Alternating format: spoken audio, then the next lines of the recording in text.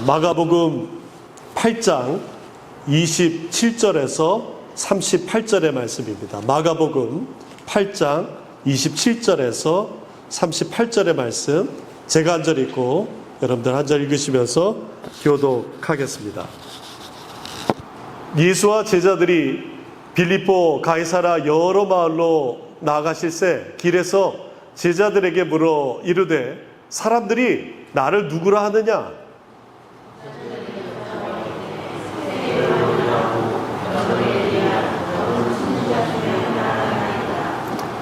또 물으시되 너희는 나를 누구라 하느냐?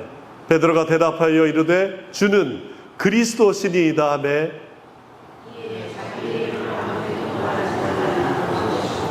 인자가 많은 고난을 받고 장로들과 대제사장들과 서기관들에게 버림받으여 죽임을 당하고 사흘 만에 살아나야 할 것을 비로소 그들에게 가르치시되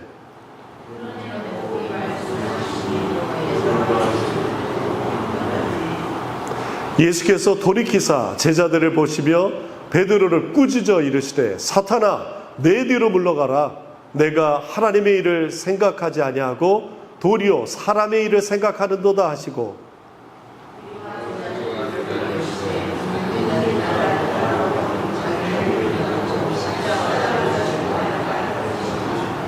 누구든지 자기 목숨을 구원하고자 하면 잃을 것이요 누구든지 나와 복음을 위하여 자기 목숨을 잃으면 구원하리라.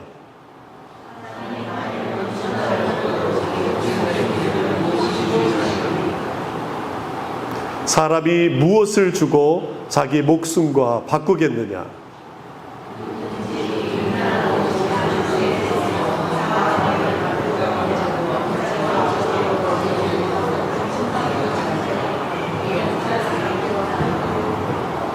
하나님의 말씀입니다. 오늘 함께 고백하는 자의 복을 통해서 하나님 주시는 은혜를 받고자 합니다. 하나님 은혜를 너무 사모한 나머지 찬양을 열심히 하다 보니까 여러분들이 눈에 잘 안 들어왔어요. 그런데 순간 여러분들 딱 보는데 갑자기 막 뭉클한 거예요. 왜냐하면은 여러분들이 저보고 예배 오신 건 아니기 때문에 하나님을 바라보는 그 눈이 이렇게 보이더라고요. 하나님을 찾는 마음, 하나님을 만나고자 하는 마음, 하나님을 어떻게 해서든 하나님께서 주시는 말씀 받고자 하는 그 간절한 마음이 보여서 제 마음에 뭉클했어요. 그러니까 제가 조금 말씀을 잘못 전해드려도 저 양반 또 저러는구나 그러면서 이해하시면서 오늘 말씀 같이 듣기도 합니다. 베드로와 그 제자들 그리고 예수님께서 이 빌립보 가이사랴라는 곳을 지나가시고 계셨어요. 원래 이 빌립보 가이사랴 혹은 가이사랴 빌립보라고 하는 이 동네 이름이 파네아스라는 동네였어요. 이 파네아스라는 동네는 판신이 지배하는 동네였습니다. 이 판신은 여러분들 혹시 헐리우드 영화 보시면은 혹시 기억나실 수 있는데 머리는 뿔을 가지고 있고 하반신은 양의 그 모양을 하고 있는 그리스 신화예요. 그리스 신화의 신입니다. 이 신은 목양, 목축, 자연을 지배한다라고 하는 그들의 그리스 신화의 믿음을 갖고 있어요. 그 동네가 거기에 큰 신전이 있고 지금도 그것이 있습니다. 그런데 그만큼 그곳은 헬라 문화권이었어요. 이 판신뿐만 아니라 제우스 신, 님프 신, 많은 그리스 그 신화들의 신전이 있던 동네가 바로 이 파네아스였어요. 그러니 예수님께서 제자들과 함께 갔을 때 분명히 그 주변을 지나가셨을 것이에요. 그때 예수님께서 제자들에게 물으십니다. 야, 사람들이 나를 누구라 하느냐? 이렇게 종교색이 짙은 동네를 지나가면서 예수님께서 물으시는 거예요. 제자들이 아무 생각 없이 엘리야라고도 하고 어떤 선지자 중에 하나라고도 하고 또 세례 요한이라고도 합니다. 뭐 그렇게들 얘기하대요 라고 합니다. 제가 한국에서 전도사 했을 때 한 90년대 후반 정도 됐던 것 같아요. 토요일반 대면은 교회 근처였던 미동초등학교하고 그 다음에 아현중학교에 가서 전도를 했어요. 전도지를 나눠주고 그리고 또 아이들한테 선물도 나눠주면서 그러면서 이제 또 관심 있는 아이들한테 복음을 전하기도 했습니다. 그때 어떤 아이가 이렇게 오더니 눈을 똑바로 저한테 쳐다보면서 아저씨 뭐 하는 사람이에요? 왜 여기서 이거 해요? 교회를 다니지 않는 아이였던 것 같아요. 근데 제가 뭐 전도사라고 한다고 해서 걔가 알아들을 것도 아니고 그러면서 이제 저를 증명해야 될 방법이 있어야 되잖아요. 그래서 번뜩 생각난 게 주민등록증을 보여주면은 얘가 나를 좀 신뢰하겠다라는 생각이 들었어요. 그래서 주민등록증을 꺼내서 나 이런 사람이다 했더니 알았다고 하면서 같이 교회를 가고 교회 구경도 시켜주고 복음도 전했었습니다. 너는 누구냐라고 하는, 나는 누구냐라고 하는 그것을 통해서 사람들은 신뢰를 갖게 됩니다. 심지어 그 어린아이들도 그렇다는 거예요. 예수님께서 제자들에게 야, 사람들이 나를 누구라고 하느냐라고 할 때 그냥 선지자 중에 한 명이다라고 하는 대답을 하는 것이에요. 그 말은 바꿔 얘기하면은 수많은 그리스의 신전들이 그곳에 질비할 때 너희들은, 아니 다른 사람들은 나를 어떻게 생각하느냐를 다시 한번 물으신 것이에요. 그 동네에 이 가이사랴 빌립보에 온 사람들은 다 목적이 있어요.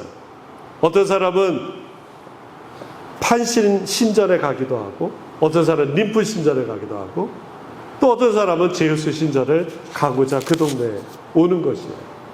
어쩌면은 예수님과 그 일행을 어디로 가는가 볼 수 있을 것이에요. 그런데 그 가운데 예수님께서 물으신 거예요. 다른 사람들은 예수를 어떤 갈 목적지, 따라야 될 대상으로 생각하느냐라고 하는 것입니다. 다시 예수님께서 재차 묻습니다. 그러면은 너희들은 나를 누구라 하느냐, 어떻게 생각하느냐로 묻습니다. 제자들 중에 유독 베드로가 주는 그리스도입니다. 자신 있게 대답을 해요. 그 말은 다른 사람들은 나를 어떤 목적지와 내가 따라갈 대상으로 생각하지 않고 그저 선지자 중에 한 명으로 생각한다면은 너희들은 어떻게 생각하느냐라고 할 때 베드로만이 내가 따라갈 대상은 당신입니다. 당신은 나의 목적지입니다라고 분명하게 대답하는 것입니다. 주는 그리스도이십니다. 이 같은 내용을 담고 있는 마태복음의 기록을 보면은 베드로가 좀 더 길게 대답을 했어요. 주는 그리스도시요 살아계신 하나님의 아들이십니다.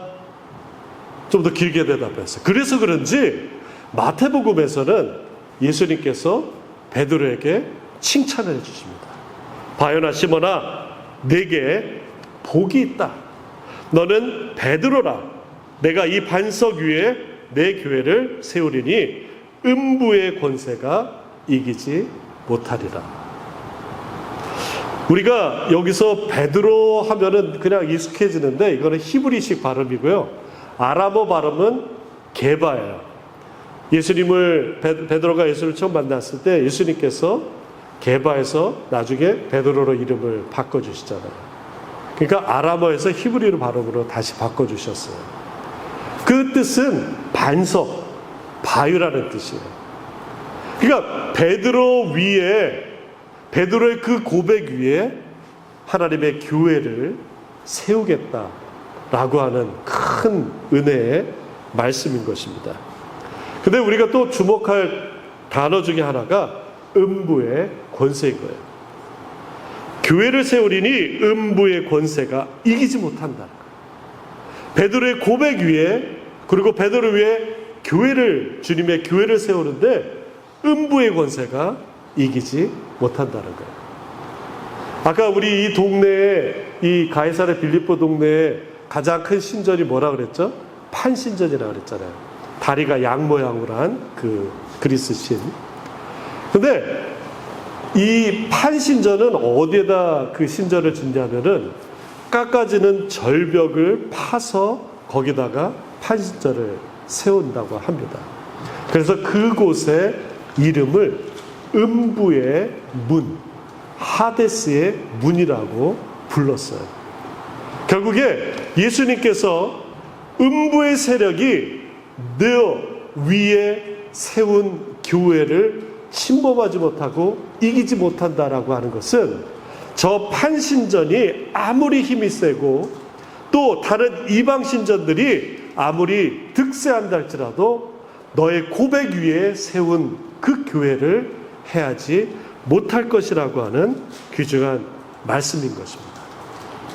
우리의 고백이 그만큼 중요하다는 것이에요. 예수 그리스도에 대한 우리의 고백 위에 주님의 교회가 세워지는 것이에요. 여러분은 예수님에 대해서 어떤 고백을 가지고 계십니까? 저는 목회 중에 아주 힘든 기간이 있었어요. 아니, 저희 교회 말고요. 그 전에. 그때 저를 붙들었던 말씀이 시편 18편 2절의 말씀입니다. 우리 같이 한번 읽겠습니다. 여호와는 나의 반석이시요 나의 요새시요 나를 건지시는 이시요 나의 하나님이시요 내가 그 안에 피할 나의 바위시요 나의 방패시요 나의 구원의 뿌리시요 나의 산성이시로다. 이 말씀이 저에게 다가왔어요. 자, 기도할 때마다 이 말씀을 암송하면서 계속 부르짖었어요. 여호와는 나의 반석이시요 나의 구원이시요 나의 산성이시요 내 피할 바위시요 구원의 뿌리시요 요새시요. 걸어가면서도 중얼중얼 운전할 때도 여호와는 나의 요새시요 나의 산성이시요 나의 피할 바위시요. 하나님께서 원하시는 그 고백이 때로는 고난 가운데서 우리에게 요구하실 때가 있습니다. 평안할 때도 마찬가지고 기쁠 때도 마찬가지고 슬플 때도 마찬가지고 하나님께서 우리의 고백을 원하시는데 그 고백을 통해서 묶인 것이 풀리는 줄 믿으시기 바랍니다. 그 고백을 통해서 막힌 것이 무너지는 거예요. 그 고백을 통해서 쇠사슬처럼 꽁꽁 싸매고 있는 것이 풀리는 역사를 경험하게 되었어요. 그런데 오늘 마가복음 8장에 보니까 이거 좀 마태복음하고 같은 고백을 했는데 약간 다른 내용이 전개가 됩니다. 오히려 베드로가 그 고백 이후에 예수님에게 호되게 혼이 나요. 33절을 한번 볼까요? 33절을 보니까 이렇습니다. 같이 읽습니다. 예수께서 돌이키사 제자들을 보시며 베드로를 꾸짖어 이르시되 사탄아 내 뒤로 물러가라. 내가 하나님의 일을 생각하지 아니하고 도리어 사람의 일을 생각하는도다. 아니 이거 너무한 거 아니에요? 지금 예수님에게 예수님은 나의 그리스도십니까? 너무 멋있잖아요. 아마 목소리 쫙 깔면서 했어요. 예수님은 나의 그리스도시요. 마태복음에서 분명 야, 네 위에 교회를 세우겠다. 음부의 세력이 너를 그 교회를 해하지 않겠다. 그런 어마어마한 칭찬해 주셨는데 요거는 좀 달라요. 왜 그랬을까요? 베드로가 도대체 무슨 말을 했길래 이처럼 예수님께서 대노를 하시는 거예요. 사탄아 내 뒤로 물러가라. 사탄이라뇨. 지금 어마어마한 고백을 했는데 예수님은 그리스도십니다. 선생님은 그리스도십니다. 그런데 오늘 마가복음에 의하면은 베드로의 고백 이후에 예수님께서 정말 처음으로 최초 공개하면서 고난과 부활에 대해서 언급하셨어요. 31절을 같이 한번 읽어볼게요. 31절 같이 읽습니다. 인자가 많은 고난을 받고 장로들과 대제사장들과 서기관들에게 버림받아 죽임을 당하고 사흘 만에 살아나야 할 것을 비로소 그들에게 가르치시다. 처음 말씀하시는 거야. 야야야, 이거 처음 얘기하는 건데 잘 들어. 내가 이 장로들과 대제사장들과 서기관들에게 고난을 당할 텐데, 그리고 죽임을 당할 텐데, 그렇지만 걱정하지 마. 사흘 뒤에 다시 살아날 것이야. 그리스도는 그런 사람이야. 그런 분이야. 정말 비밀을 알려준 것입니다. 그런데 베드로는 이 말씀을 들을 때 정말 빡 돌았나 봐요. 요즘 말로. 갑자기 베드로가 변하기 시작했어요. 어쩌면 이 시점이 베드로가 우리와 동일시되는 시점인 것이에요. 베드로가 그냥 정말 사도고 예수님의 제수제자고 그런 사람이 아니라 이 부분만큼은 우리와 접점이 일치하게 되는 지점입니다. 우리 신앙을 여실히 보여주고 있어요. 고백은 그럴싸해요. 그런데 그 말이 무슨 말인지 그가 모르고 하고 있습니다. 주는 그리스도이십니다. 얼마나 정확한 말입니까? 분명한 말이고 옳은 말이에요. 그런데 예수님께서 인정하시는, 예수님께서 말씀하는 그리스도와 제자들, 특히 이 베드로가 얘기한 그리스도가 다른 것을 우리가 알게 됩니다. 우리는 승리만을 원해요. 희생을 원하는 사람은 아무도 없어요. 힘든 것 피하고 싶어요. 인지상정입니다. 누구나 마찬가지예요. 이 빌립보 가이사랴에 많은 신전을 찾아오는 사람들이 그런 목적으로 오는 거예요. 목축과 자연의 신, 이 판신에게 자기의 목축업이 잘 되기 위해서, 빌기 위해서 판신에게 오고 있어요. 제우스 신에게 자기 자신의 모든 것들을 복을 달라고 오고 있어요. ним프 신에게 오고 있어요. 그런데 그 종교에는 예수님의 십자가가 없어요. 죄사함이 없습니다. 영생이 없습니다. 희생이 없는 것입니다.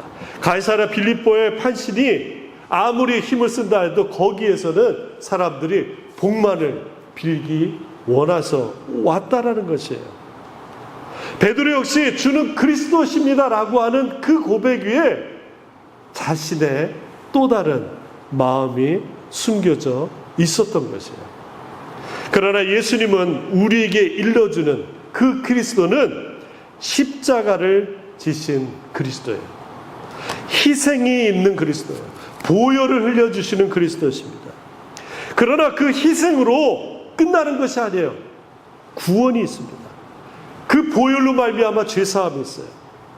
베드로가 생각하는 그리스도는 어쩌면 영광만 있을 수 있어요. 베드로가 생각하는 그리스도는 승리만을 생각할 수도 있었던 것이에요. 거기에는 죄사함이 없고 거기에는 구원이 없는 것입니다. 베드로의 고백 이후에 예수님께서 고난과 부활을 알려주셔요. 이거를 마태복음과 같이 좀 절충해서 본다면은 베드로의 고백 위에 교회를 세우듯 예수님에 대한 그 고백, 피 흘림, 고난, 그리고 영광스러운 부활 위에 예수님의 교회가 세워진다라는 것을 우리가 믿으시기 바랍니다. 예수님의 희생이 죽음의 권세를 이기는 것이에요. 예수님의 보혈이 음부의 권세를 이기는 것입니다. 예수님께서 고난과 부활을 말씀하지만 그것이 진정한 승리인 것입니다. 그런데 우리가 볼 때 이 베드로가 요즘 말로 빡 정말 완전히 뚜껑 열려서 예수님께 그런 욕을 들을 만한 말을 바로 여기서 하는 거예요. 우리 32절 한번 보겠습니다. 같이 읽습니다. 드러내놓고 그 말씀을 하시니 베드로가 예수를 붙들고 항변하라. 항변하라. 항변이라는 말은 항의하다는 뜻이에요. 예수님을 붙잡고 항의하는 거예요. 자, 여러분 보세요. 예수님과 제자들이 이 빌립보 가이사랴를 걷고 있었어요. 걸으면서 예수님이 말씀하신 건, 야, 다른 사람들은 나를 누구라 그러느냐? 너희들은 나를 누구라고 하느냐? 그때 걷고 있을 때 베드로가 예수님께서 이제 부활과 고난에 대해서 말씀하시니까 가시던 예수님을 확 잡아챈 거예요. 붙들매라고 하는 거는 잡아채서 잠깐 이게 무슨 말씀이에요? 라고 하면서 조용한 대로 끌고 가는 장면입니다. 이것은 아주 상징적인 부분을 나타내고 있어요. 예수님이 가시려고 하는 그 길과 베드로가 생각하는 그 길이 차이점이 있는 것을 발견합니다. 근데 여기서 우리가 주목할 단어는 항변하면. 아까 뭐라 했어요? 항의하는 거예요. 근데 이 항변함의 이 헬라어 단어가 에피티마오라는 뜻인데, 이거는 비난하다는 뜻이에요. 질책하다, 책망하다, 경고하다, 단호하게 말하다는 뜻이 있대요. 이 단어를 쓴 신약 성경의 두 부분을 제가 좀 말씀드릴게요. 첫 번째는 마태복음 말씀이에요. 예수님께서 제자들이 이제 배를 탔는데 폭풍을 만나요. 제자들이 죽겠다고 막 난리를 쳐요. 근데 예수님이 어떻게 하시죠? 폭풍을 꾸짖으시죠. 그래서 꾸짖다의 단어가 이 에피티마. 두 번째 부분은 누가복음에 있어요.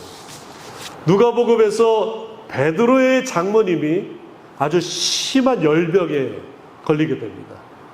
그때 예수님께서 이 열병을 꾸짖으시며 쫓아내요. 고쳐주세요. 이때 꾸짖다라고 하는 것이 이 에피티마. 그러니까 예수님을 붙들고 항변하다는 건 뭐냐면은, 예수님이 이렇게 가면서 고난과 부활을 얘기하시는데 갑자기 차버치면서 끌고 와서 뭐라고요? 꾸짖는 거예요. 베드로가 이 간이 배 밖으로 나와요. 지금 한마디 좀 칭찬받으니까 갑자기 확 도는 거예요. 베드로가 예수님을 끌어채면서 꾸짖습니다. 예수님이 분명 고난과 부활을 얘기했는데 그것이 아니라는 거예요. 당신 미쳤어? 내가 그리스도라고 말하는 것은 벳세다에서 눈먼 자를 고치는 그 기적의 사람을 얘기하는 거예요. 그게 내가 말하는 그리스도예요. 내가 말하는 그리스도는 기득권 바리새인들의 코를 납작하게 해주는 그 권위 있는 말씀의 그리스도란 말이야. 내가 원하는 그리스도는 떡 7개로 4,000명을 먹이신 그 놀라운 기적과 능력의 사람, 그 사람이 바로 내가 바라는 그리스도라는 거야. 어쩌면 베드로가 원하는, 베드로가 봤던 예수 그리스도의 모습은 그런 것이었을 거예요. 앞으로 쭉 그렇게 해서 로마도 물찌르고 저 부정부패가 많은 이 바리새인들과 이 서기관들과 이 기득권자들을 단호하게 쓸어버려서 이 땅에 정의를 이루는 그런 유토피아를 이루고자 하는 마음이 있었을 것입니다. 어쩌면 우리도 이 베드로와 같은 그런 마음이 있을 때가 있어요. 하나님께 항의하는 거예요. 아니, 하나님에 대해서 꾸짖는 것이에요. 아니, 이건 아니지 않습니까? 라고. 지금 교회에 많은 젊은이들이 떠난다고 그러고 사람들이 교회를 떠난다고 하는데, 그것은 다른 것이 아니라 세상이 교회를 꾸짖고 세상이 하나님을 꾸짖는 시대에서 내가 여기서 뭐해? 내가 이렇게 세상이 더 견고해 보이고 세상이 더 높아 보이기 때문에 교회를 떠나는 것입니다. 예수님이 바다야 잠잠하라, 파도야 잠잠하라 꾸짖는 것이 아니라 오히려 베드로가 예수님을 꾸짖고 있어요. 그 미국 교회에서 목회하시는 어느 목사님의 말씀을 들었어요. 한인 목사님이 미국 회중에게 말씀을 전하다가 이건 아니다 싶어서 복음을 제대로 전하고 싶은 마음이 있어서 예수 그리스도의 보혈의 능력을 전했다고 합니다. 그랬더니 교인들이 난리가 났어요. 그러면은 교회는 다니지 않지만 지금 착하게 사는 내 가족, 내 이웃은 어떻게 되냐고 질문하고 항의를 했다는 거예요. 그래서 그 한인 목사님이 참 안타까운 마음으로 이래서 교회가 점점 줄어들고 점점 성장하지 못하고 있구나라고 생각했다는 거예요. 사람들은 고통보다는 행복을 원하는 것 당연해요. 고통보다는 즐거움을 더 원합니다. 베드로도 그런 마음이었을 거예요. 예수님이 당한 고난 듣기 싫어요. 십자가? 그거 사형틀인데 누가 좋아하겠습니까? 희생 싫습니다. 부담스럽습니다. 그러나 예수님의 십자가, 예수님의 고난 없이 구원은 있을 수 없습니다. 예수님의 피 흘림 없이 죄사함은 불가능한 것이에요. 십자가에 피 흘림 없는 신앙은 하나님을 꾸짖듯 이 베드로가 지금 나타나는 거예요. 하나님, 당신은 사랑의 하나님 아니십니까? 모든 것을 품으시고 모든 것을 사랑하시고 심판은 절대 없고 정죄함도 없고 그저 이 땅에서 유토피아를 건설하는 우리 모두가 사랑하는 그런 나라 아닙니까? 라고 항변하는 것입니다. 세상은 죄를 죄로 얘기하는 것을 거부합니다. 이 땅에서 다 같이 살아야 되기 때문에 그래요. 맞는 말이에요. 그렇지만 하나님의 말씀이 진정 있음에도 불구하고 사람들이 그것을 거부해요. 내가 우선이고 하나님이 나에게 맞추라고 얘기합니다. 그것은 성경에서 누누하게 얘기하는 것이에요. 바벨탑이 그랬어요. 아담과 하와가 그랬어요. 가인이 그랬습니다. 내 뜻이 우선이고 하나님이 이 뜻에 따르라는 거예요. 그러나 예수님은 아닙니다. 우리 34절을 같이 한번 읽겠습니다. 무리와 제자들을 불러 이르시되 누구든지 나를 따라오려거든 자기를 부인하고 자기 십자가를 지고 나를 따를 것이니라. 자, 그러면 우리는 어떻게 자기를 부인하고 내 십자가를 지고 예수님을 따를 수 있겠습니까? 여러분들 나야가라 폭포 다들 가보셨을 거예요. 나야가라 폭포가 원래 1800년도에는 다리도 없고 그냥 그 상태로 있었다 그래요.